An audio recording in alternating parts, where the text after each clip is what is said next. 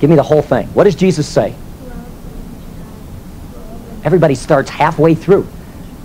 Shema Israel, he says. Hear, O Israel, the Lord is our God, the Lord alone. Love the Lord your God. When they asked Jesus what is the greatest teaching in the Torah, he instantly said Shema. That's why I say it 10 times a day. That's the greatest commandment. And then he said, and a second like it is, love your neighbor. Now the student felt kind of stupid because everybody knows this. Jesus is Hillel side. I'm looking like an idiot in front of my friends because I asked them an obvious question that I should know the answer to. So he says, okay, then who is my neighbor? Where are you going to be on that one, Jesus? Jesus said, I'm so glad you asked. A certain man, assume he's Jewish, I think, but that doesn't matter to the point, went down to Jericho and was beaten by robbers and left, not dead. Your English will say nearly dead. The Greek literally means dying. And there he lay on this road. It's about a foot wide, goes up 400 or 500 feet, down about 300 feet. There he laid. And Jesus said, you with me? Okay, along came a, not spider, along came a, how many of you thought spider? Be honest. Along came a priest, a Sadducee, even more conservative than Shammai. And what did the Sadducee do? Look at the road over there. What did the Sadducee do? He went on the other side. Look at it. There is no other side. That's the whole point. The guy had to climb over him. There's no other side. Everybody laughed. Other side. Don't be an idiot. There is no other side. There's 17 miles of this. Now, why did the Sadducee go on the other side?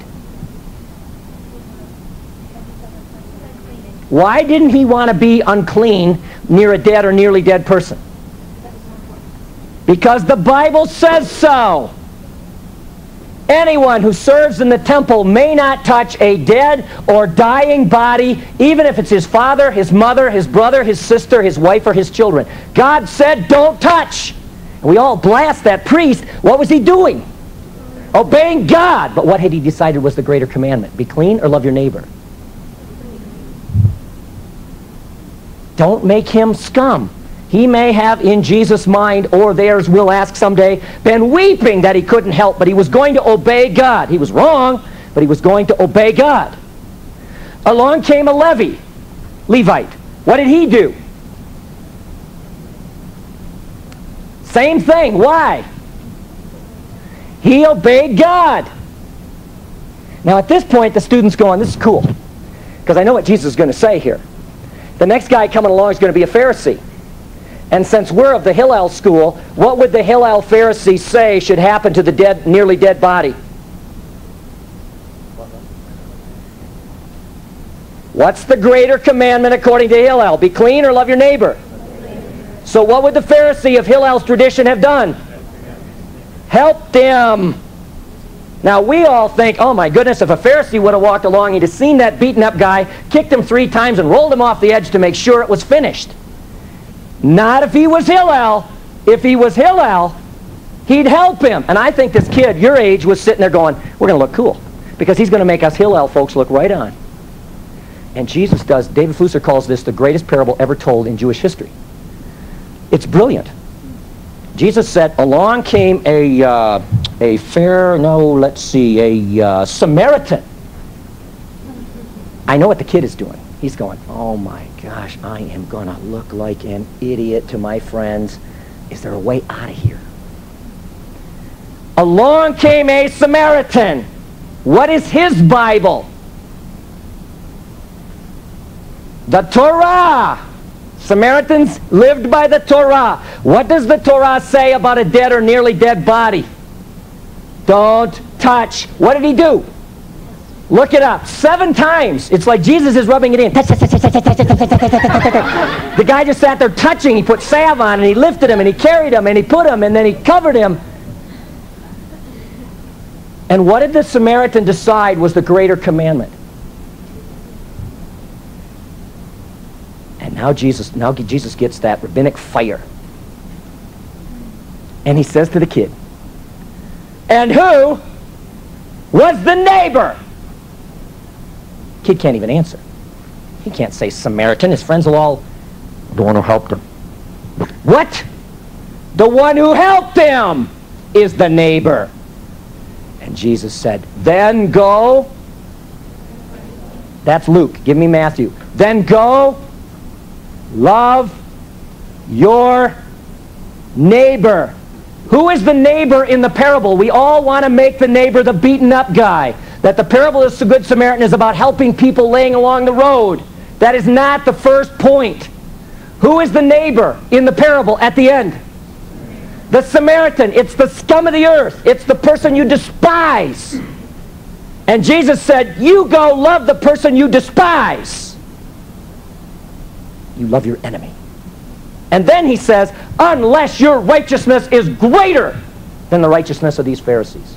If you can't go beyond Hillel and even love a Samaritan, you can't even get into my kingdom. The Good Samaritan is about loving your enemy first. Now try something. As painful as this might be, I'd like to have you think about the person that you despise more than anyone else in the whole world. Don't look at him. Just the person.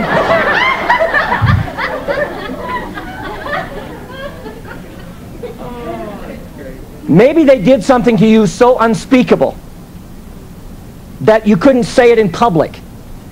I'm not excusing it, nor am I suggesting it's the slightest bit less painful. If you and I can't leave this place and do something loving for that person, we can't even get into Jesus' kingdom.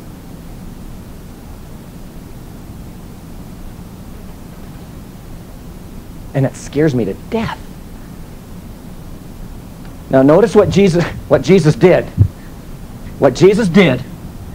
I hate this thing. What Jesus did is to interpret the text. To interpret the text. Leviticus chapter 19, verse 18. Who is my neighbor? And if you don't know that Jewish textual background, you may not get Jesus' teaching wrong, but there will be parts of it that you will never, or I will never, catch. Question.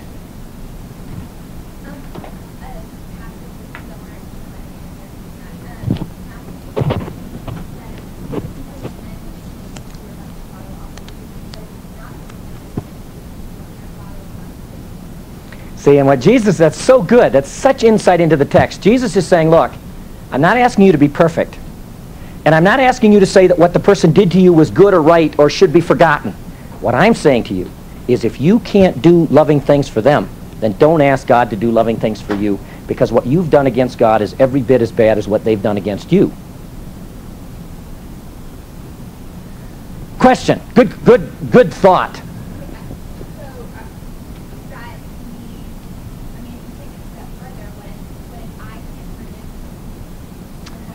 You know, I struggle deeply in my soul with this. I think that's a forgivable sin. But I think that would have to be confessed and forgiven, because the Bible is clear. If you don't forgive those who sin against you, don't ask God to forgive you. And it's that blunt. So at the very least, I find myself saying, God, I'm really struggling. Now remember, forgive doesn't mean forget. Forgive doesn't mean to say it was okay. I'm not mad anymore. To forgive means I'm not going to hold this against you. I think Jesus demands this, to be like him. And when I can't, I wrestle with him. Jesus, help me in this, because I just can't find it in my soul to say I won't have this against them. I need you to forgive me of that and soften my heart.